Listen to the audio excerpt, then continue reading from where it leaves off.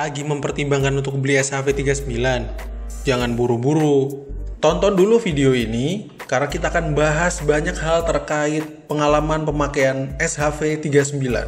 Inilah 15 hal yang perlu kamu ketahui sebelum membeli.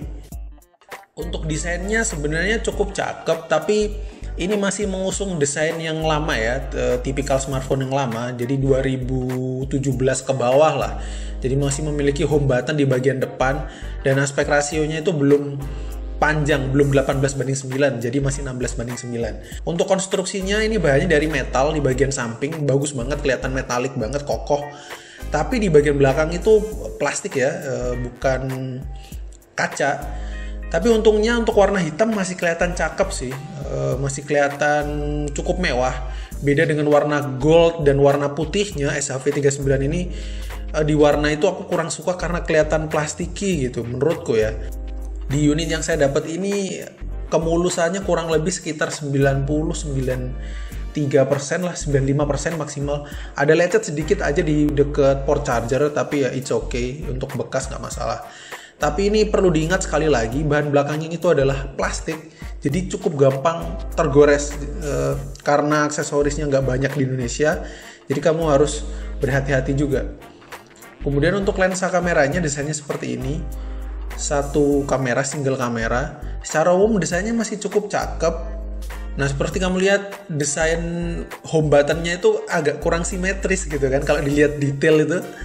Antara bagian bawah dengan bagian atas dari tombolnya itu kurang proporsional. Jadi mengingatkan saya dengan HTC.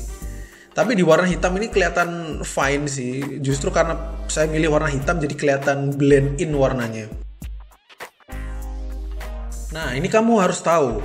Untuk OS bawaan, SHV39 ini bervariasi di pasaran. Ada yang dapat Nugget, OS Nugget, ada yang dapat Oreo, dan ada juga yang udah dapat Pie.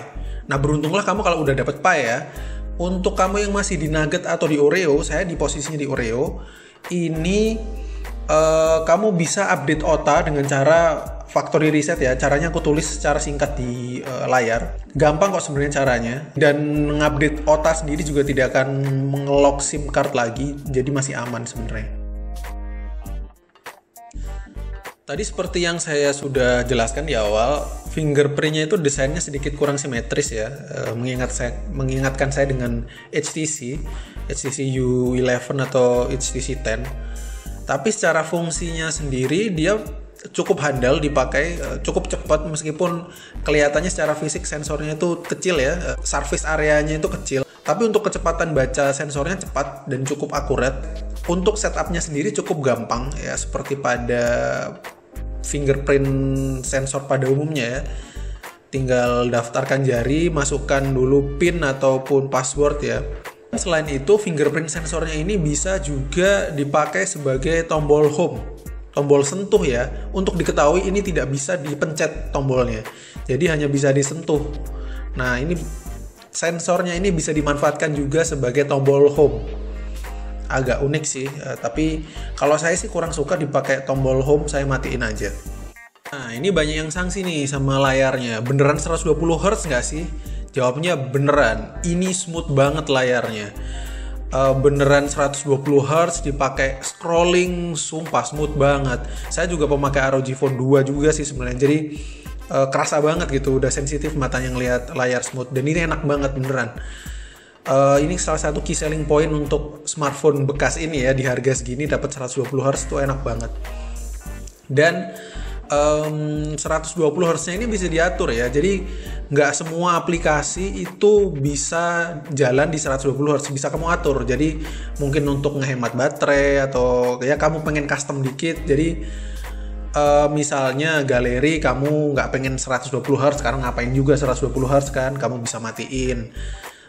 Misalnya terus scrolling di Chrome atau di kontak kamu pengen smooth, bisa kamu atur. Cuman ini nggak ada opsi untuk menurunkan ya. Nah cuma opsinya itu cuma untuk mematikan dan menyalakan opsi smooth scrollingnya gitu, high speed display di sini disebutnya. Jadi nggak bisa misalnya diturunin ke 90 Hz, ke 60 Hz, itu nggak bisa. Jadi cuman on or off di beberapa aplikasi-aplikasi yang sudah kamu tentukan. Ya cukup bagus sih. minimal ada settingan seperti ini.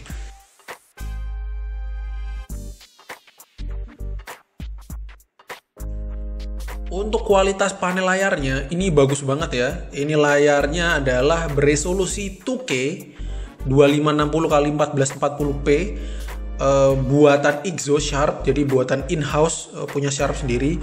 Ini base-nya adalah IPS sebenarnya, IPS LCD. Tapi akurasi warnanya bagus banget, black levelnya juga cukup bagus, cukup gonjreng, dan terlebih lagi karena resolusinya tinggi itu tadi loh. Jadi berasa banget kualitasnya untuk dipakai nonton, berasa tajam gitu.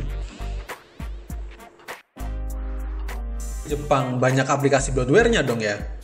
Ya ini sih tergantung. Kalau di seller tempat saya beli, kebetulan dia udah ngehapusin semua aplikasi-aplikasi bloatware bawaan Jepangnya. Jadi di sini bersih semua, cuma ada aplikasi bawaan dan aplikasi Google. Ada sebenarnya caranya kalau kamu mau lakukan sendiri ya, di internet, di YouTube banyak. Terus untuk launchernya ini standar banget, stok Android, dan aku suka sih, malah suka seperti ini daripada custom launcher Jepang. Pilihan kustomisasinya juga ya cukup sederhana ya, seperti pada umumnya stok Android.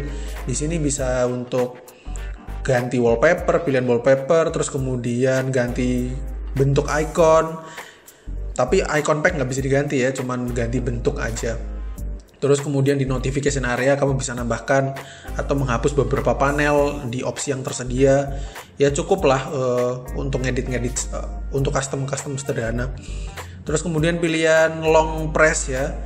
Long press di menu dan di home screen itu sama seperti stok Android Pixel pada umumnya, itu seperti ini juga.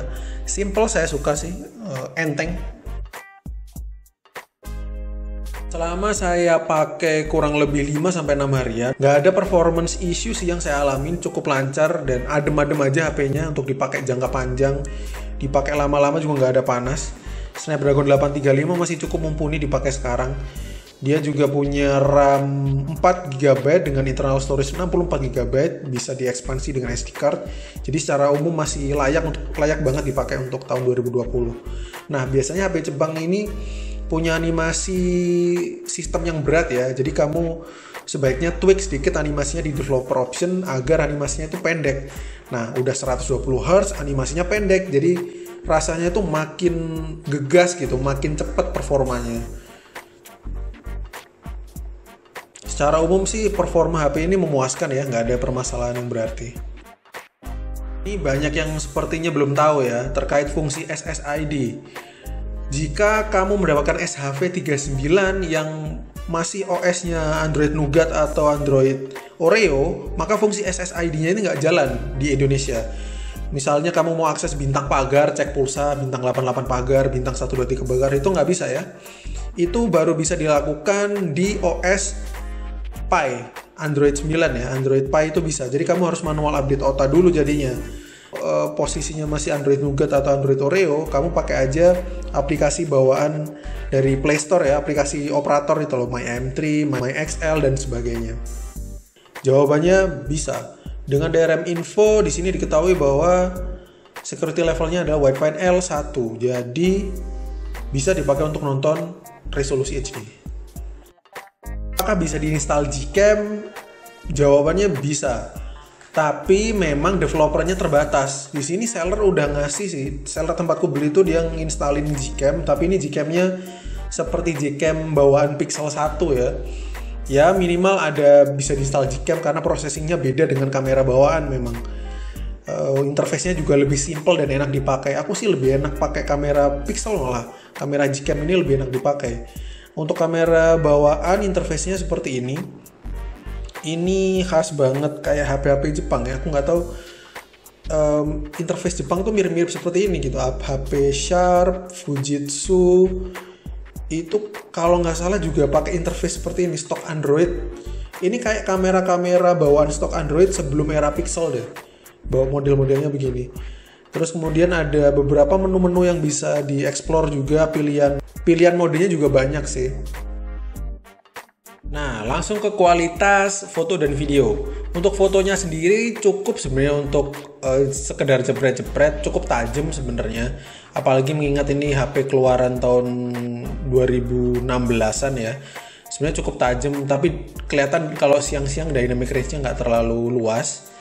Masih sebenarnya di bawah Xperia XZ1 yang sempat saya review kemarin, tapi masih cukup oke sih kualitasnya. Oke, ini perekaman menggunakan resolusi Full HD ya bawaannya. Sekarang ini pagi, jam 10-an, setengah 11 ya. Coba ambil kunci.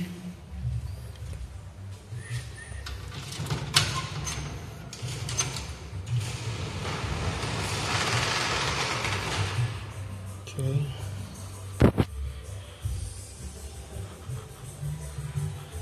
Kalau dari viewfinder sih cukup stabil ya. Aku cukup amazed sama videonya. Dynamic range-nya sebenarnya nggak terlalu luas, cuman dia ini stabil banget ternyata. Cukup stabil lah. Kalau dari preview ya. Nanti kalau dari PC aku coba lihat. Kualitas perekaman videonya juga cukup baik. Dia bisa merekam dengan resolusi tinggi 4K dan Full HD 60-120 fps juga bisa. Cukup smooth stabilisasinya terutama ya, di atas ekspektasi saya. Untuk harian masih cukup baik kok ini.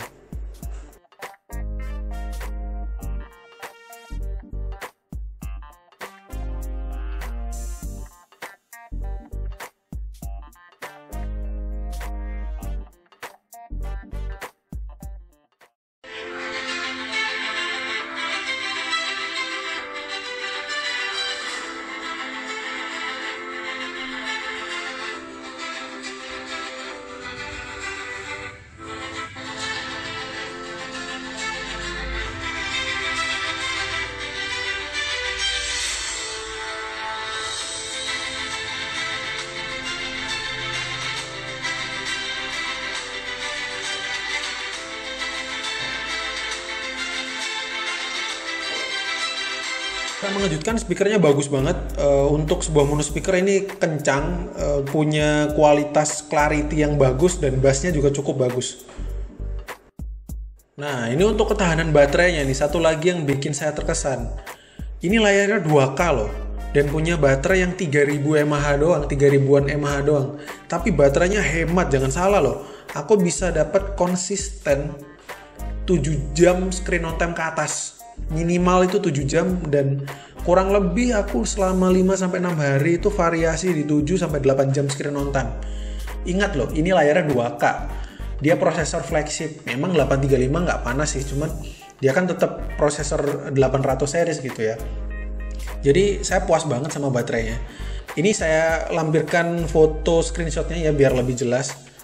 Terus kemudian ngomongin tentang pengecasannya, sebenarnya HP ini mendukung rapid charging 18 watt seperti pada Google Pixel 2 ya, 2 XL itu sama juga, dia support 18 watt.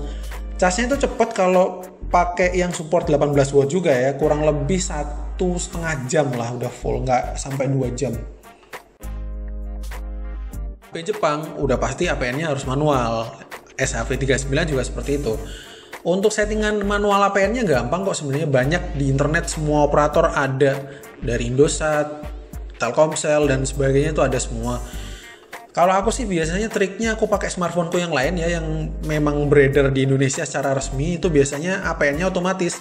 Nah, aku sesuaikan aja, lihat APN-nya, cek, tinggal di copy paste aja settingan APN-nya, gampang gitu doang sih. Koneksi 3G, 4G, untuk nelpon, untuk internet nggak ada masalah.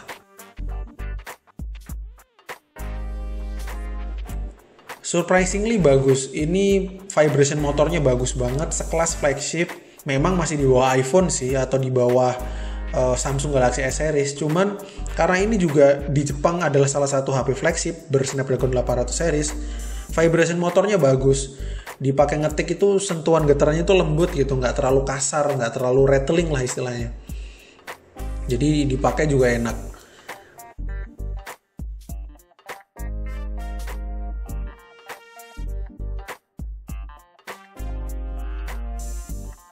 Nah, ini bonus ya, fitur-fitur lain yang ada di SHV39 di sini di highlight di Aquos Useful ya, di setting. Tadi udah kita jelasin, ada high speed display 120 Hz, kemudian ada fingerprint sensor yang bisa dijadiin tombol home. Nah, kemudian ada fitur scroll auto. Ini kayaknya bermanfaat untuk kamu yang suka masak kali ya, untuk ngelihat menu sambil masak sambil ngelihat layar dengan bisa di scrolling secara pelan-pelan secara otomatis gitu ya. Terus kemudian Clip Now ini biasa sih di Android sekarang udah banyak juga, jadi bisa nyimpen screenshot dalam beberapa tampilan layar ke bawah. Misalnya untuk nyimpen tampilan website yang panjang dalam sekali screenshot. Terus kemudian auto sleep off ini bisa untuk kamu yang suka nonton ketika lagi sambil tiduran gitu ya, untuk menjaga layarnya tetap bisa nyala ataupun mati secara otomatis ketika kamu nggak ngeliat layar. Kemudian ada phone cover, ini juga kalau pakai aplikasi ini berguna kalau kita ada aksesoris officialnya ya, pakai phone cover gitu. Terus kemudian ini robocall setting adalah kayak semacam fitur personal asistennya dari Aquos. Nah itu sih fitur-fitur tambahan dari Aquos Useful.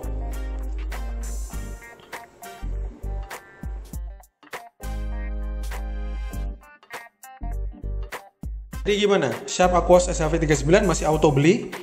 Menurut saya sih ini recommended banget. Kamu dapat 120 Hz, performa bagus, Snapdragon 835, resolusi layar tinggi, baterai oke banget, hampir gak ada masalah ya, gak ada performance issue. Secara umum saya sih suka. Untuk kekurangannya sih menurut saya pertama bodinya di bagian belakang itu plastik ya, plastik jadi gampang baret. Terus kemudian home buttonnya kurang simetris dikit. Terus kemudian kualitas kameranya juga cukup standar ya, nggak ada yang spesial. Kemudian setting APN 4G-nya itu juga manual. Dan terakhir fungsi SSID-nya kalau kamu masih di Android Nougat atau Oreo itu belum jalan ya. Jadi kamu harus pakai update dulu ke OS Pie biar SSID-nya jalan.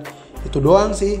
Secara umum ini dapat rekomendasi dari saya. Bagus banget di harga 1 jutaan.